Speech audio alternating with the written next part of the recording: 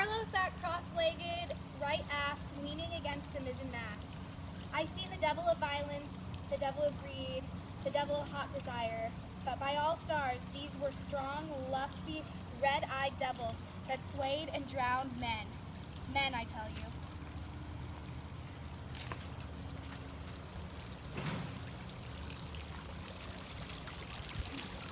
It's queer how out of touch with truth women are.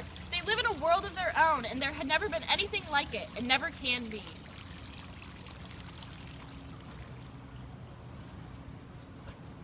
She seemed to know all about them, and about me too.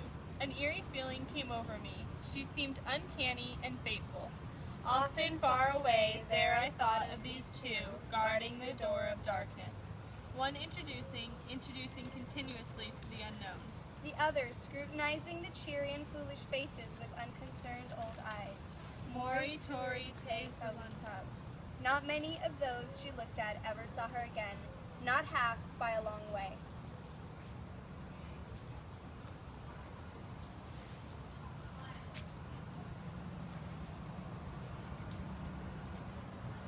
The great man himself, he was 5'6" I should judge, and had his grip on the handle end of ever so many millions. Good French, good French.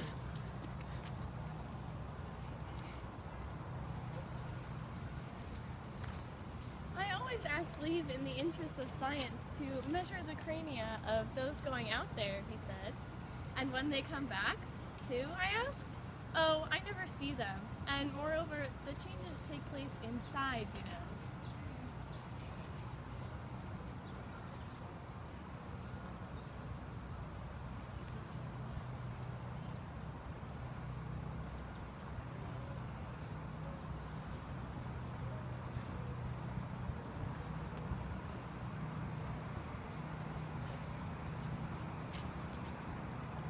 Yo ho, a colonist life for me.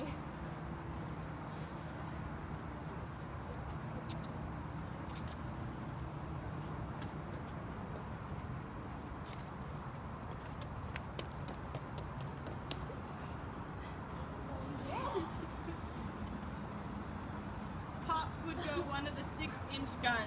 A small flame would dart and vanish. A little white smoke would disappear. A tiny projectile would give a feeble screech. And nothing happened.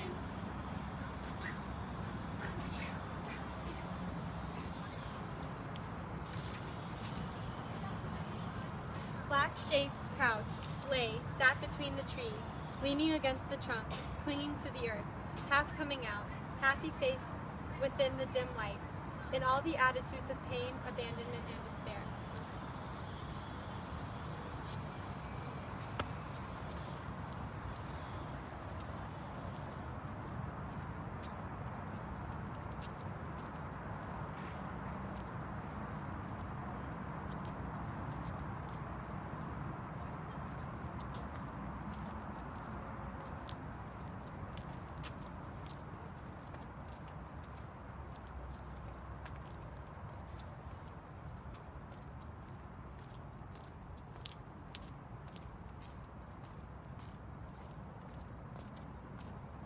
My appearance was certainly that of a hairdresser's dummy. But in the great demoralization of this land, I kept up my appearance. That's the backbone. The groans of this sick person, he said, distract my attention, and without that it is extremely difficult to guard against clerical errors in this climate.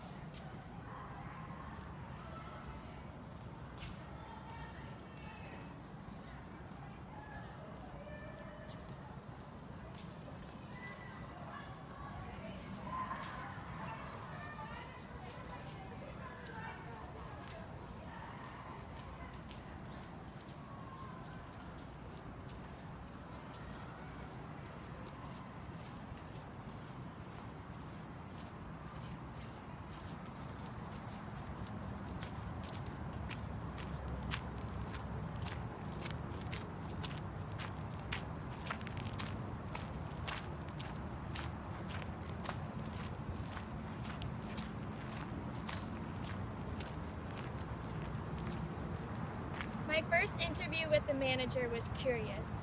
He did not ask me to sit down after my 20-mile walk that morning. He was commonplace in complexion, in feature, in manners, and in voice.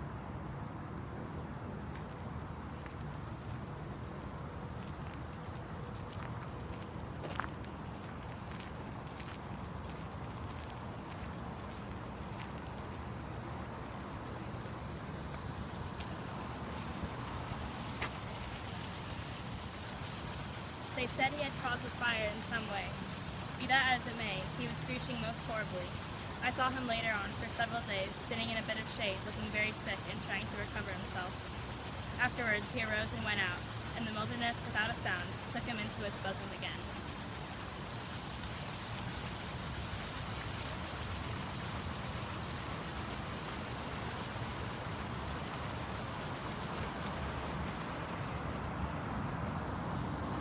He was a first-class agent, young, gentlemanly, a bit reserved, with a forked little beard and a hooked nose.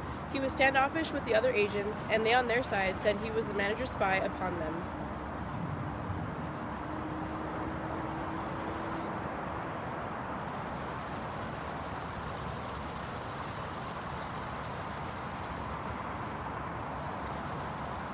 A few months of training had done for that really fine chap. He squinted at the steam gauge and at the water gauge with an evident effort of integrity.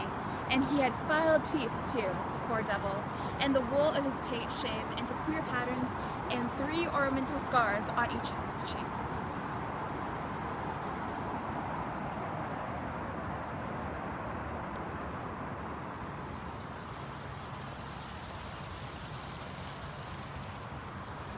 To tear the treasure out of the bowels of the land was their desire, with no moral purpose of that at the back of it than there is a burglar breaking into a safe. The end.